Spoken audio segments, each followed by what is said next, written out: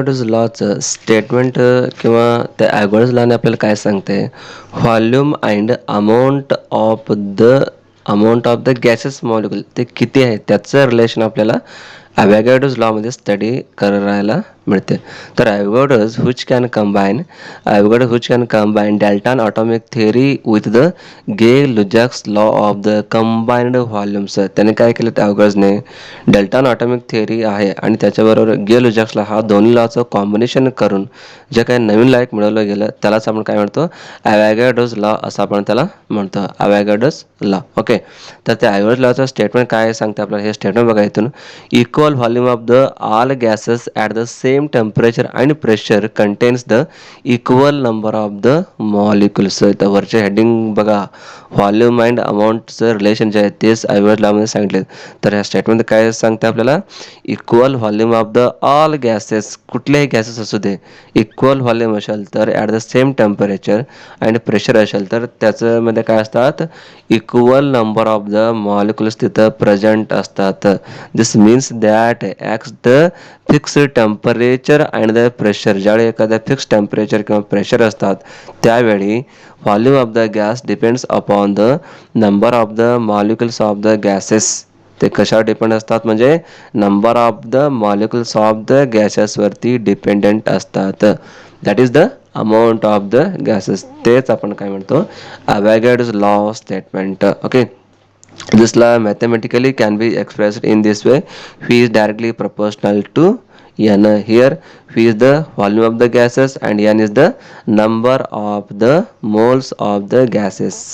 Okay, on converting this proportionally into the equation, we can get the equation. This law V is equal to K for n, where that K4 is the proportional constant value, V is the volume of the gases and n is the number of the moles of gases. और V by N असं सुद्धा आपण इथं लिहू शकतो. Is equal to constant at constant temperature and the pressure. That law can be represented from the following given diagram. ह्या खाली तर 4 डायग्राम दिलेत, yellow colour then grey colour, green colour, then sky colour. ह्या चारही डायग्राममध्ये काय काय दिलं बघा. फर्स्ट डायग्राममध्ये काय दिलं त्यांनी 6.022 into 10⁻23 molecules of the chlorine दिलेत. सेकंड डायग्राममध्ये काय दिलं त्यांनी, सेम आहे, व्हॉल्यूम सेम आहे. इथं 6.022 into 10⁻23 molecules of the oxygen आहे, इथं निऑनचं आहे आणि इथं मिथेनचं आहे. म्हणजे 4 वेगळ्या गॅसेस मॉलिक्युल त्यांनी घेतलेल्या आहेत.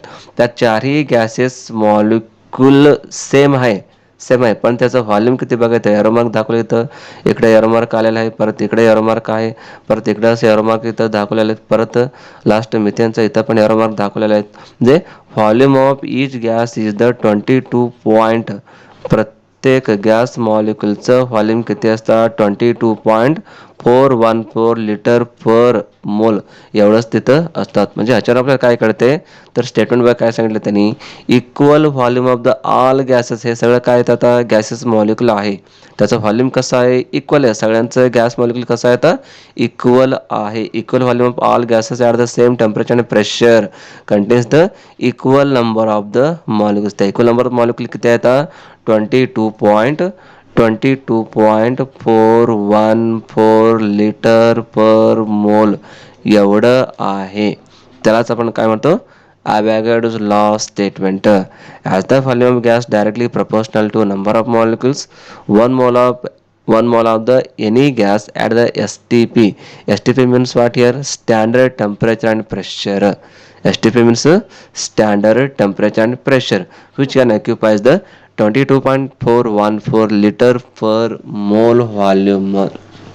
ज्यावेळी एस टी पी असतात त्यावेळी कुठल्याही गॅस मॉलिक्युल असते त्या गॅस मॉलिक्युल व्हॉल्यूम किती असते, म्हणजे 22.414 लिटर पर मोल एवढं व्हॉल्यूम असतात. त्यालाच आपण काय म्हणतो, मोलार व्हॉल्यूम असं म्हणतो.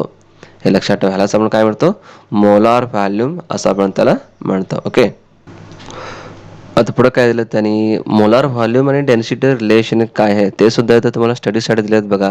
We know that the n is equal to small m upon M. इथं एन म्हणजे काय, नंबर ऑफ द मॉलिक्युल्स आहे. Small m means what, mass of the gases आहे. Capital M means capital M means काय आहे तिथं molar mass of the gases आहे. Okay, we know that v is equal to K4 into N, हा तुम्हाला माहिती आहे. तर ह्याच्यामध्ये एनचं जे व्हॅल्यू आहेत त्या व्हॅल्यू इथं ॲडिशन करा, आपल्याला असं इक्वेशन मिळेल. V is equal to K4 into एनच्या जागी हा व्हॅल्यू तिथं टाकायचं आहे. Small m upon capital M हा व्हॅल्यू तर लिहा, असं तुम्हाला इक्वेशन मिळून जाईल. तर हे इक्वेशन रिअरेंजमेंट करा. Capital M is equal to हा फक्त इकडे घ्या आणि व्ही इकडे घ्या, हा इकडे घ्या आणि हा व्ही इकडे घ्या. तर आपल्याला काय मिळेल, V M capital M is equal to K4 आहे तसं ठेवायचं एम अपॉन व्ही. तर तुम्हाला माहिती आहे एम अपॉन व्ही म्हणजे डी आहे, हे तुम्हाला माहिती आहे. Means M upon V is equal to density आहे. तर हा M upon V equal D हा व्हॅल्यू हा वरच्या इक्वेशनमध्ये लिहा. हा इक्वेशन तुम्हाला असं मिळेल, capital M is equal to K4 into D. इथं डी म्हणजे काय, डेन्सिटी ऑफ द गॅस आहे. कॅपिटल एम म्हणजे मोलार मास आहे. स्मॉल एम म्हणजे मास ऑफ द गॅस आहे. तर ह्याच्यावर आपल्याला काय मिळते, small d is directly proportional to capital M, म्हणजे density is directly proportional to the molar mass of the gases.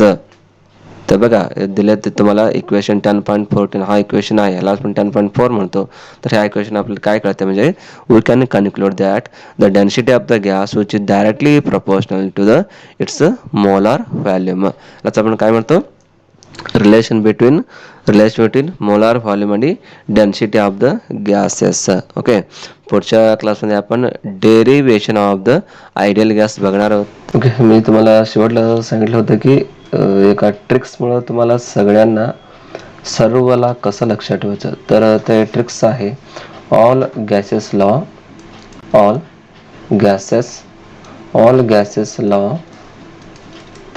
In single diagram. ह्या डायग्रामवरून आपल्याला सर्वलाच कसं लक्षात ठेवायचं हे मी तुम्हाला सांगणार आहे. लक्ष देऊ नका. अगोदर एक ट्रायंगल काढा. एक ट्रायंगल तुम्ही काढलं, त्या ट्रायंगलला आपल्याला नाव द्यायचं PVT. तुम्हाला माहिती आहे P, V आणि T. Okay, PVT. त्याच्यानंतर इकडं नाव द्या परत BCG, B, C आणि G. तर P म्हणजे काय येतं, P, V हे तुम्हाला माहिती आहे. P means pressure, V means volume, T means temperature आणि N means number of the. त्याच्यानंतर हे सुद्धा तुम्हाला माहिती आहे, कुठले BCG. तर BCG हे तुम्हाला माहिती आहे. B मीन्स बॉयल्सला, C मीन्स चार्लेसला, G मीन्स गे लुजॅक्सला. आता ह्या ट्रायंगल कसं ओळखायचं, तर तुम्हाला माहिती आहे अगोदर मी तुम्हाला काय सांगितलं होतं, ॲव्होगाड्रोला हे सोडा, ते जाऊ दे. मध्ये कुठला येणार, ॲव्होगाड्रोला येणार, ते जाऊ द्या. आता सेकंड घ्या, बॉयल्सला घ्या. ओके, तर बॉयल्सला आपल्याला काय सांगते, हे लॉज घ्या. बॉयल्सला, तर बॉयल्सला आपण स्टडी केलेले आहे अगोदर. तर बॉयल्सला आपल्याला काय सांगतं, statement pressure is inversely proportional to 1/V.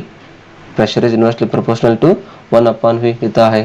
तर बघा बॉयल्सला काय सांगतं आपल्याला, pressure is inversely proportional to 1/V at constant temperature. हे तुम्हाला माहिती आहे, ॲट कॉन्स्टंट टेम्परेचर. ओके, तर बघा ॲट कॉन्स्टंट टेम्परेचर आहे. हे आपल्याला काय कुठल्या लॉ सांगते, बॉयल्सला आपल्याला सांगत असते. ओके, त्याच पद्धतीनं सेकंड लॉ घ्या. आता चार्ल्स लॉ आपल्याला काय सांगते, आत्ता जस्ट मी तुम्हाला सांगितलं. चार्ल्स लॉ काय सांगते, relation between the volume and the temperature.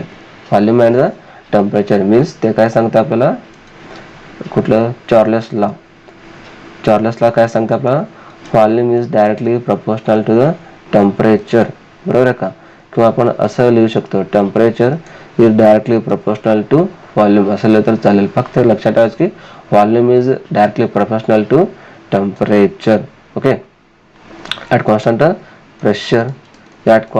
Pressure हे सेकंड लॉ झाला.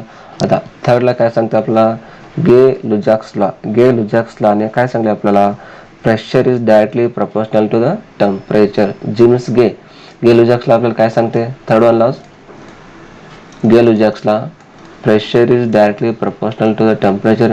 हे आपल्याला गे लुजॅक्स लॉने सांगते. Okay, Gay Lussac's law at constant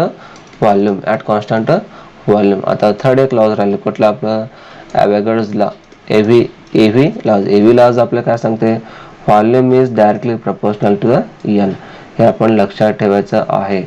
volume is directly proportional to the N, असं आपण अवोगाड्रोज लॉ असं आपण म्हणतो. म्हणजे हा सिंपल एका स्ट्रक्चरमुळे तुम्हाला प्रत्येक जे सर्व लॉज आहेत ते सर्व लॉज आपल्याला लक्षात ठेवायला येते. परत एकदा सांगतो,